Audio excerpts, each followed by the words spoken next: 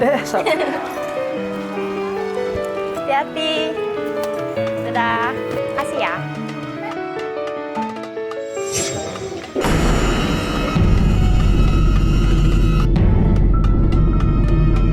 Ada apa nih? Anak jatuh kayak gini. Kamu ngapain sih?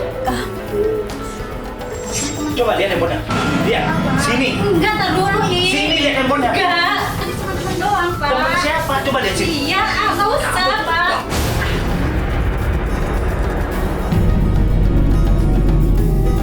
Dan di antara tanda-tanda kekuasaannya ialah dia menciptakan untukmu istri-istri dari jenismu sendiri, supaya kamu cenderung dan merasa tentram kepadanya. Dan dijadikannya di antaramu rasa kasih dan sayang. Sesungguhnya pada yang demikian itu benar-benar terdapat tanda-tanda bagi kaum yang berpikir. Quran Surat Ar-Rum ayat 21.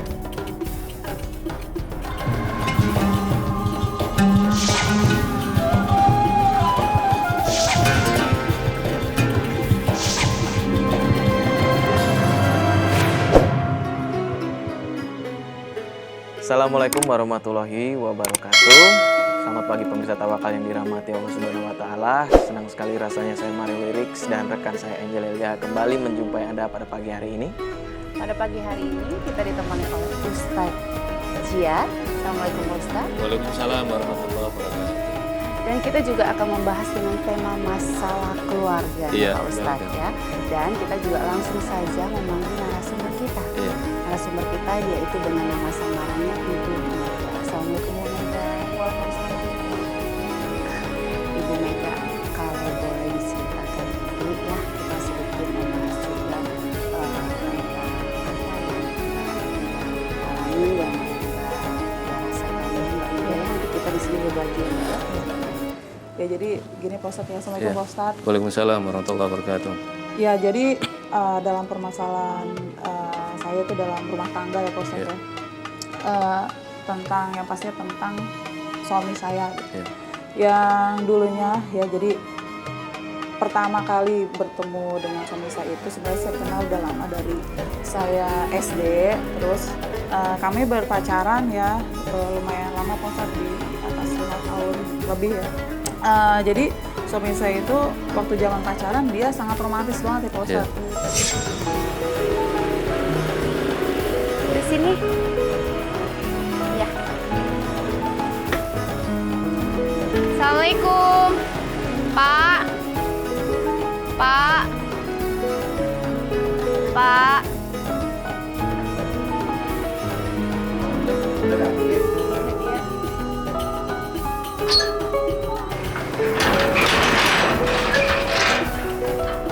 Kenalin Pak, teman aku. Oh iya, saya papanya. Yuk kita masuk. Ayo. Gak apa-apa sih. Oh iya, sorry ya. Om masuk dulu ya. Iya Pak. Ngobrol aja dulu ya sayang. Iya.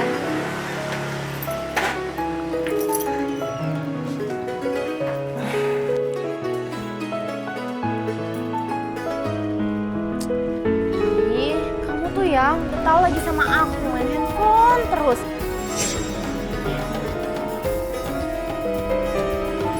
Ya udah, aku tinggal bentar ya. Mau kemana? Ih, baru juga dibilangin udah pergi aja. Cowok sama aja sama dia. Ada yang apa? Yang, Wah, duduk dulu.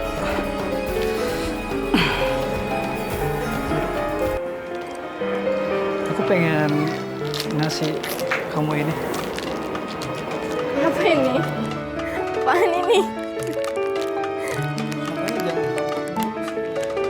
Oh, kata banget, tapi kamu tuh yang nyebelin banget. Udah tahu lagi sama aku. Akhirnya dia menjanjikan kami untuk menikah gitu.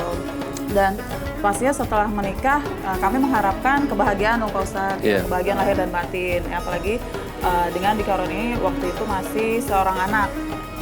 Dan ternyata pada saat kita sudah menjalin pernikahan, dia ada agak sedikit berubah setelah mempunyai anak pertama, putra pertama.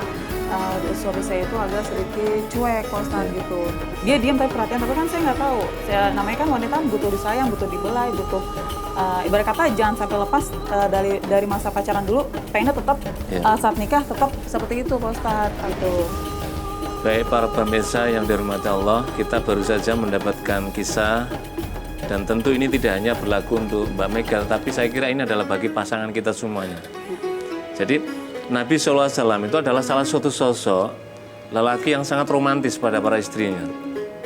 Bahkan di dalam banyak riwayat dijelaskan begitu Nabi sangat memanjakan pada istrinya. Sampai-sampai misalkan Nabi bersama Aisyah manggilnya saja tidak pada nama langsung. Tapi di riwayat menjelaskan ya Aish. Ya Aish itu artinya adalah panggilan terhadap wanita nama yang menunjukkan kasih sayang. Yang kedua adalah ya Humaira, wahai yang kemerah-merahan, karena memang mohon maaf bibir wajah rona muka daripada Aisyah itu kalau senyum tuh merah memukau dan Nabi memuji dengan ungkapan semacam itu. Nah, kadang dalam kehidupan kita ada yang kurang tepat. Misalkan ketika pada masa pacaran baru perkenalan misalkan begitu sikap romantisme sangat tinggi sekali terhadap pasangan. Tapi ternyata setelah menikah justru ini hilang. Padahal seharusnya inilah yang harus ditampakkan. Karena itulah Nabi SAW kan menjelaskan di dalam dalam sabdanya. Sebaik-baik kamu adalah wahyarukum li ahlikum. Riwayat lain menjelaskan li zaujikum atau li nisaikum. Sebaik-baik kamu adalah orang yang terbaik pada keluarganya atau kepada istrinya. Ini adalah menunjukkan bagaimana performance tampilan Rasulullah SAW yang penuh perhatian pada para istrinya. Inilah pentingnya kita ada refresh untuk penyegaran antara suami istri, saling melahirkan kepemahaman, kesepahaman, supaya kemudian tidak menimbulkan penafsiran-penafsiran yang berbeda, yang inilah yang kemudian seringkali membuat keretakan dalam rumah tangga. Tidak menjaga keharmonisan. Iya, betul, salah satu itu juga termasuk tidak menjaga keharmonisan ya. Ya. Jadi yang menjaga keharmonisan itu kedua belah pihak, tidak hanya istri saja dituntut atau suami saja, tetapi saling mengisi. Jadi mungkin ada tipikal yang suami itu cuek saja, tetapi istri itu dia bisa menimbulkan tampilan-tampilan baru, suasana baru, sehingga akhirnya suami juga menunjukkan perhatiannya. Begitu juga sebaliknya gitu. Kadang muncul dari pihak perempuan saja. Inilah saya kira mengapa Al-Quran itu menyebut dengan kalimat orang berumah tangga itu tujuannya sakinah yang dilandasi karena mawaddah warahmah. Adanya cinta. Cinta itu melahirkan nafsu, syahwat. Sebab berumah tangga tanpa syahwat maka tidak ada romantika rumah tangga. Tapi juga diikat yang kedua adalah warahmah, kasih sayang. Kasih sayang sering tidak karena dilandasi karena adanya nafsu, tetapi perhatian yang tinggi sekali. Maka begitu indahlah Al-Quran mengukur dengan mawaddah warahmah. Bu Mega pernah nggak sih tanya kepada suami misalnya, kenapa cuek setelah menikah seperti itu? Mungkin kadang-kadang kan sebelum kita menyalahkan suami, kita juga harus mengintrospeksi diri ya Pak Ustadz ya. Kenapa, apa salah kita sebagai istri, mungkin kurang pelayanan, mungkin seperti apa. Pernah nggak Bu Mega menanyakan itu kepada suami? Sebenarnya sih kalau dalam rumah tangga saya lebih cerewet, lebih bawel, lebih banyak berkait sama dia gitu. Tapi itu dia jawaban dia yang selalu cuman diam, nggak kenapa-napa gitu. Kenapa sih gitu? Jadinya ya namanya orang cuek ya dia jawabnya juga seadanya gitu.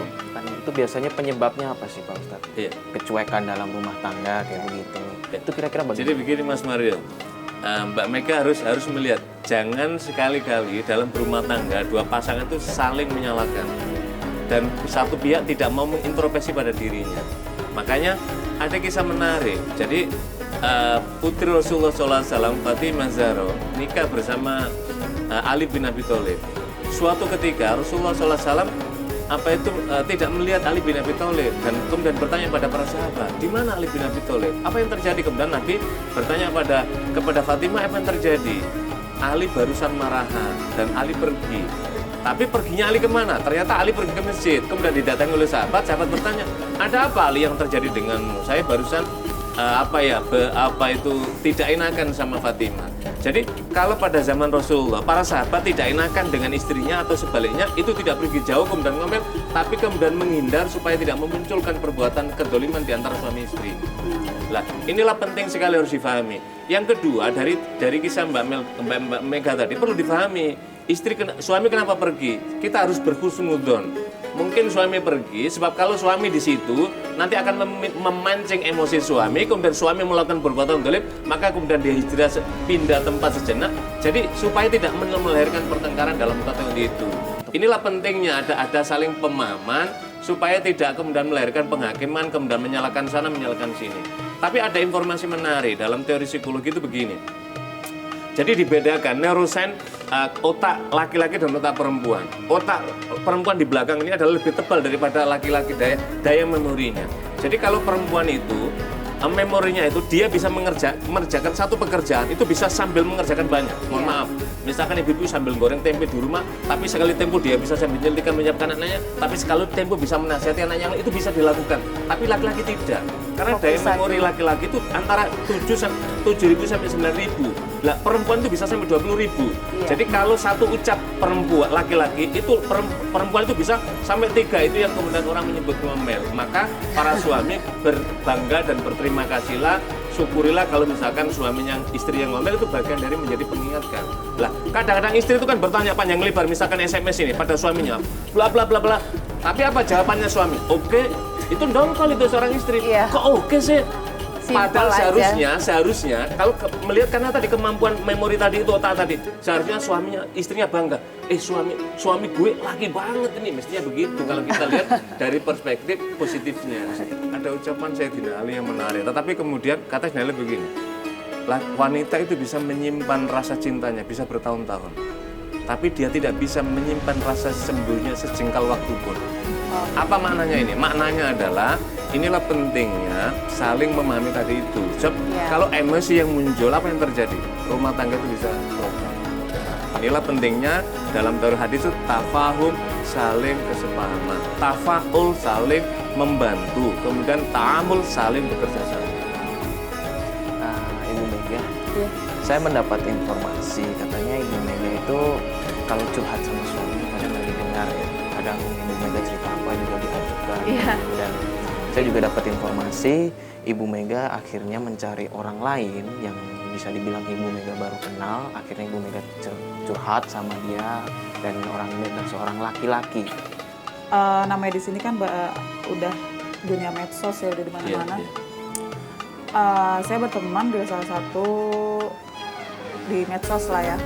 Di situ ada teman pria. Sebenarnya sih saya udah kenal sama dia, cuman kenalnya cuma sebatas face to face aja, nggak pernah komunikasi sama sekali, nggak pernah berinteraksi langsung. Nah pada saat itu di medsos pas banget posisi saya sedang ibarat kata kayaknya kayak sendiri gitu, kayak pengen butuh curhat ke orang gitu. Awalnya curhat dan kesininya saya merasa nyaman gitu. Kadang-kadang alat canggih yang sangat bermanfaat untuk kita ini kadang-kadang bisa mendekatkan suami istri dan keluarga, tapi sekaligus juga bisa menjauhkan sejauh-jauhnya. Lah kadang begini, inilah hal penting. Jadi suami itu harus merangkap sebagai apa? 1, dia sebagai sahabat, 2 sebagai suami pelindung keluarga, 3 dia sebagai bapak. Bapak dalam mana ada kehangatan ketika istri menyandarkan di bahu suaminya, seperti dan juga ada kehangatan ketika suami mendekat seperti ia dulu ketika dibasuh kepalanya, diusap oleh ayahandanya. Seringkali seperti inilah yang kadang-kadang, mohon maaf bilang, mungkin saya dan kita semua kadang-kadang ini hal kecil, tapi inilah yang kadang-kadang sangat ditunggu dan dirindukan oleh seorang istri. Kan seperti itu kan. Nah, ketika ini tidak didapatkan juga suami harus menjadi pendengar yang baik pada istrinya. Sekali lagi, kalau ada istri yang ngomel panjang tadi itu harus diingat memorinya lebih tebal dari memori bicaranya daripada laki-laki, daripada suami atau laki-laki. Nah, ketika tidak mendapatkan orang yang didengar di rumah dari suaminya ini, maka biasanya, mohon maaf, istri kadang-kadang kemudian mencari tempat lain yang bisa didengarkan. Kalau yang mendengarkan, mohon maaf, ini tempat yang bisa memberikan tausiah, memberikan nasihat yang baik. Tapi kalau tidak, ini akan disedot memori apa itu keinginan daripada perempuan tadi pada program keinginan dia tadi. Nah inilah yang terjadi inilah yang terjadi pada Mbak Mega. Makanya Nabi SAW menjelaskan tidak boleh layahluan narrojulu bi imro'atin. Tidak boleh dalam sepi-sepian laki-laki dan perempuan tanpa didampingi mahramnya. Lah, Jangan difahami ini tekstualis. Tekstualis artinya berdua-duaan, tidak. Sekarang ini berduaan itu bisa juga dalam mana HP sini, HP yang di sana gitu loh. Itu juga bisa dimana dalam konteks pembicaranya didekatkan. Lah akibatnya apa? Akibatnya Mbak Mega mohon maaf menceritakan sesuatu yang seharusnya tidak bisa diceritakan kepada selain suaminya, diceritakan pada orang. Apa yang terjadi?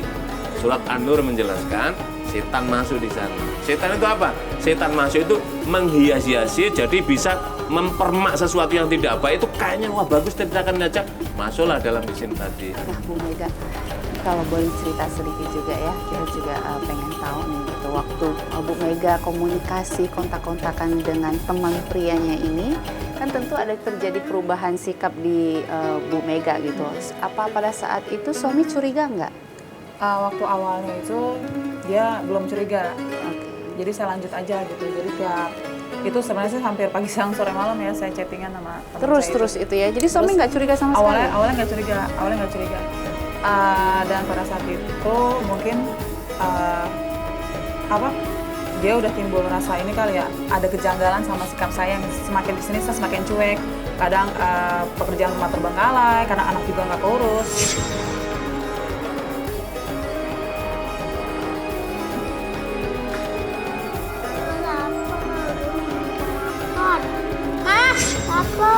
Iya.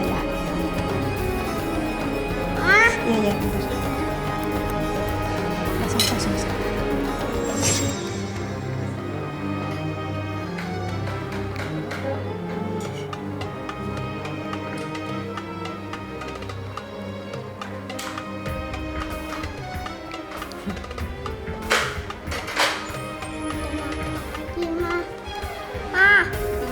Apa sih ganggu terus deh ah? Sama. Udah.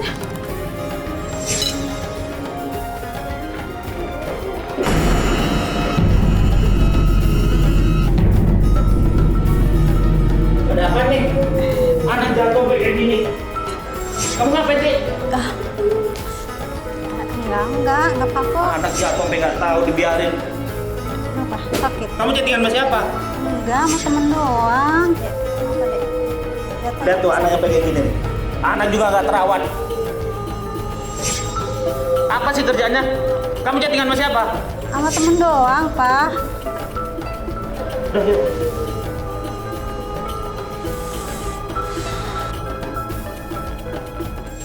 Nah pada saat udah berapa bulan gitu, akhirnya dia merasa curiga lah, aneh karena sikap saya yang kok semakin kesini, yang biasanya saya bawa sama dia gitu, terus tiba-tiba saya juga ikut cuek gitu. Ya udah bodo amat karena saya asik kan sama yang lain. Karena saya chattingan itu malam-malam kan, jam 12 emang waktu itu dia udah ngingetin saya buat Bunda main HP malam-malam mulu gitu. Saya cuek gitu, saya acuh lah pokoknya. Saya cuek, saya pikir kan emang dia orangnya cuek kan, jadi ya udah saya pikir dia nggak curiga kali. Besokannya juga dia bilang lagi, Bunda udah malam tidur gitu.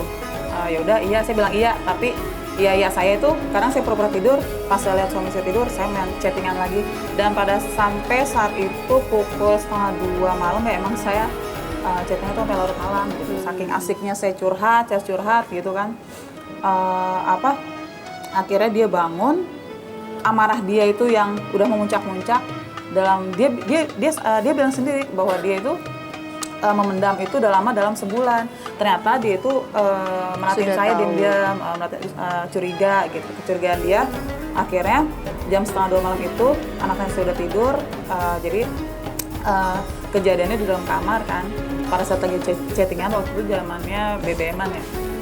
Di situ terus tiba-tiba saya direbut lah itu handphone saya. Terus akhirnya mohon maaf dia nampak saya di situ. Kok belum tidur? Enggak, mau ke kamar mandi. Kamar mandi kok handphone? Iya, cuman ini chattingan sama teman aja, Pak. Chattingan sama siapa kamu? Teman-teman biasa. Teman kamu tuh dari pagi mainan handphone terus. Kamu chattingan sama siapa? Teman-teman doang, Pak. Enggak ini kok. Coba lihat handphonenya. Lihat, sini. Enggak, tar dulu ini. Sini lihat handphonenya. Enggak, ini teman-teman doang, Pak. Teman siapa? Coba lihat sini. Iya, nggak usah, Pak.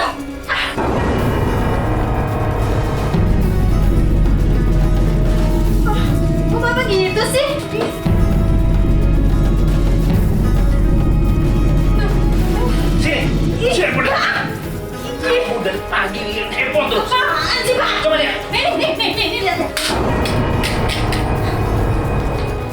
pertama kalinya dalam waktu itu usia pernikahan 6 tahun atau 5 tahun kalau nggak salah. Dia nampar saya, itu bener berasa banget sakitnya, berasa itu tangannya dia itu kayak berarti tangan batu. juga ada kekerasan dalam rumah tangga Iya, ya itu setelah terjadi ketahuan Bu Mega suka chatting, ada perubahan lah dari sikapnya Bu Mega gitu ya. Oke Pak Ustadz, nah ini gimana nih Pak Ustadz dengan posisi Ibu Mega yang membina rumah tangga dengan seseorang suami yang sangat cuek ini? Jadi kembali begini Mbak Lega, ada satu hal yang Mbak Mega harus pahami dan harus diistighfari, bahwa tindakan yang Mbak Mega lakukan ini salah dalam pandangan agama. Bisa dibayangkan para pemirsa yang dihormati Allah, tengah malam seharusnya suami istri ini saling tidur bersama, tapi kemudian satunya ternyata chattingan atau BBM pada zaman dulu bukan kepada saudaranya, tetapi kepada laki-laki lain. Apalagi ada affair di dalamnya di sana. Tentu ini sesuatu yang melanggar agama, yang tidak dibenarkan aturan agama, dan inilah yang benar-benar yang akan mendatangkan kemurkaan Allah. Yang kedua, harus difahami, saya tidak bermaksud membela suami atau membela bukan, tapi dalam pandangan agama, siapapun pasti orang marah. Ini istrinya, tapi ternyata chat-chat yang lain, isinya seperti tadi, maka kemudian lahirlah memukul. Saya hanya ingin meluruskan begini, di dalam Al-Quran itu, kapan suami itu boleh memukul istri, dan pukulan seperti apa yang dibolehkan oleh agama. Lah, ketika yang terjadi pada Mbak Mega tadi, itulah yang kemudian kena tuntutan hukuman dalam undang-undang kekerasan dalam rumah tangga. Itu tidak boleh karena memukulnya sudah sampai pada menyakiti fisik. Itu yang tidak boleh. Tapi wadribuna tadi adalah memukul yang edukatif, yang punya nilai pendidikan agar istri mau kembali pada jalan yang benar. Kaitan di sana. Jadi memukulnya yang melahirkan kekerasan sampai kemudian membekas, itu yang tidak dibolehkan dalam pandangan agama. Berumur berumah tangga, baru kali itu saya merasa tersakiti gitu dengan kekerasan Iya, karena tadi kan ada yang menarik tuh, Mas Mario. Jadi Mbak Mega mengakui bahwa suaminya tidak pernah menyakiti, baru kali tadi. Harus cari sebab, kenapa? Karena suaminya emosinya sudah diubun-ubun gitu loh. Marahnya karena melihat istrinya ternyata sedang chatting bermesraan, mohon maaf misalkan di jam yang tidak wajar, pasti memunculkan marah siapapun. Sama juga misalkan Mbak Mega menyaksikan suaminya misalkan sedang tidur tiba-tiba sedang bermain, itu pasti akan melabrak gitu. Lah inilah saya kira mengapa dalam Nabi bimbing kalau ada suami istri saling marah, maka hendaklah mereka ambil air wudhu. Kalau setelah itu duduk, kalau masih nggak bisa berdiri, kalau berdiri masih marah, duduk, kalau duduk nggak bisa berbaring, kalau nggak bisa apa? Pindah tempat, tujuannya apa? Untuk meredam masing-masing. Karena tadi kan apa yang terjadi? Suaminya mukul, balas memukul, ini kan sangat membahayakan dalam kelangsungan rumah tangga. Kalau masing-masing tidak saling emosi jadinya ya. Betul, Mbak Elga. Baik nih Pak Ustadz. Iya. Kita ada kedatangan tamu yang mengaku sebagai Udah ada? Secara Duduk. Assalamualaikum Pak. Yuk sama-sama. Ngapain kamu sini? Ya gimana kabarnya Mas? Baik Pak. Ya alhamdulillah. Kita senang Mas ya, tadi Mbak Mega cerita yang kemudian mungkin Mas sempat marah karena kita juga sudah meluruskan bagaimana panduan agama membimbing suami istri. Jika ada di antara yang salah harus minta maaf, jika ada yang saling marah, karena agama sesungguhnya adalah memandu kita, karena tidak ada orang rumah tangga itu lurus saja, itu pasti ada. Justru ada romantika, kadang ada marah, kadang ada perni-perni. Di sinilah justrunya letak Allah memberikan penghargaan masing-masing, itu bisa meredamkan, kemudian saling mengakui, saling kemudian membawa kepada jalan kebaikan di jalan Allah Subhanahu wa taala. Baik Pak Ustadz. Ya. Tapi kan tadi Pak Didi bilang ada alasannya Pak Didi. Iya betul. Itu coba diceritakan saja di sini Pak Didi, biar istri Pak Didi mungkin juga bisa lebih terbuka dan mungkin nanti Pak Ustadz bisa memberi masukan gitu. Silakan Pak Didi. Iya. Jadi selama ini ada yang saya pendam. Setelah habis ribut, itu saya merasa pusing sama dada saya sakit. Setelah berantem. Saya cek ke dokter, ternyata saya ada riwayat penyakit jantung. Dia nggak tahu, makanya kenapa saya cuek. Gitu loh. Jadi maksudnya, kenapa Bapak cuek? Bukannya itu hal yang penting ya, yang harusnya komunikasi. Kasih tahu biar paham semua. Ya itulah dia. Karena dia itu udah selingkuh.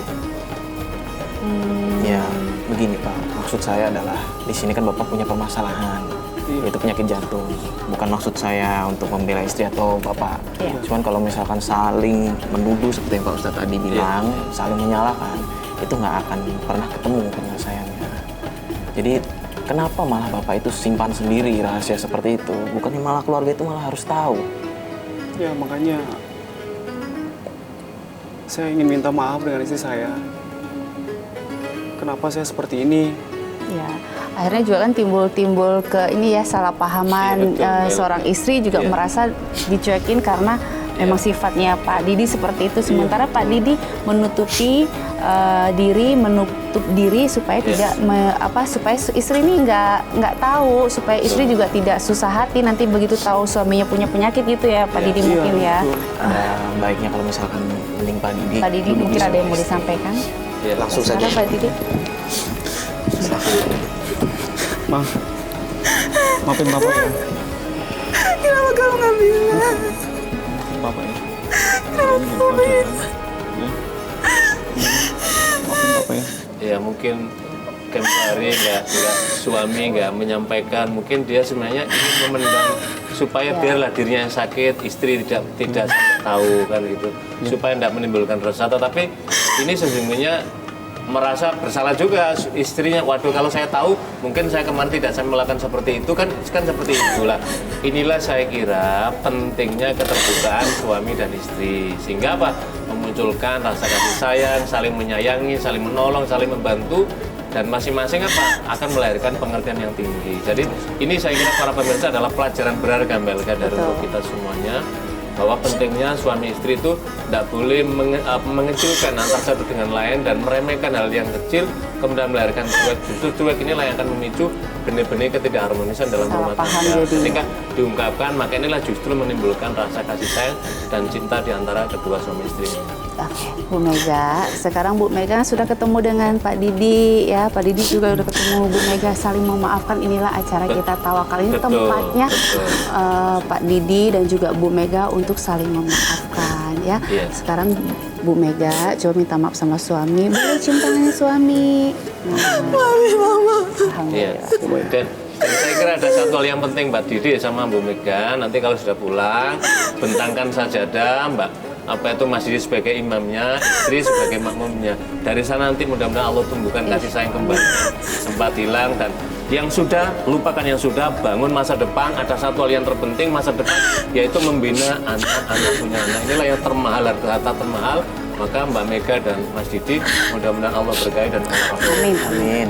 Kita juga mendoakan. Pak Ustadz sebagai penutup mungkin ada yang ingin disampaikan ke Pak Ustadz. Iya, yang pertama begini, yang kami ingin sampaikan, mungkin kalau selama ini ada salah, maka introspeksi masing-masing. Mungkin saya sedang jauh dari Tuhan, saya jauh dari melakukan kewajiban agama, maka mendekatlah pada tuntunan agama. Sholat dikerjakan, kalau bisa membaca Al-Quran, mengaji, mungkin masing-masing berdua saling menyimak. 1-2 ayat saling menyimak. Kemudian sering berjamaah bersama istrinya, mungkin kalau terutama pada sholat-sholat sunnah, saling membangunkan, saling mengingatkan masing-masing. Kalau ada kesalahan, jangan mencari kesalahan masing-masing. Kalau ada kesalahan, segera saling memaafkan. Saya kira inilah bagian tersebut. Karena itulah Nabi menganjurkan banyak berdoa. Salah satunya kan doa-doa yang dibaca, misalkan Fatihah, doa memohonkan hidayah, kemudian minta Robbana hablana min azwajina wa dzurriyyatina qurrata a'yun waj'alna lil muttaqina imama. Ini adalah Allah bimbing di dalam surat Al-Furqan. Mudah-mudahan Allah limpahkan rahmat kepada kedua mempelai pasangan ini dan kita semuanya. Amin. Baik, terima kasih Bapak Ustadz Ziyad sudah hadir di sini dan membantu keluarga dari Ibu Mega, dan Ibu Mega juga terima kasih sudah mau berbagi di sini, dan buat Bapak Didi juga semoga keluarganya bisa kembali rukun lagi. Kita doakan yang terbaik. Ya pemirsa Tawakal yang dirahmati Allah Subhanahu wa taala. Selesai sudah acara Tawakal pada pagi hari ini. Saya Mario Wirix dan rekan saya Angel Elia pamit undur diri. Wabillahi taufiq wal hidayah. Wassalamualaikum warahmatullahi wabarakatuh.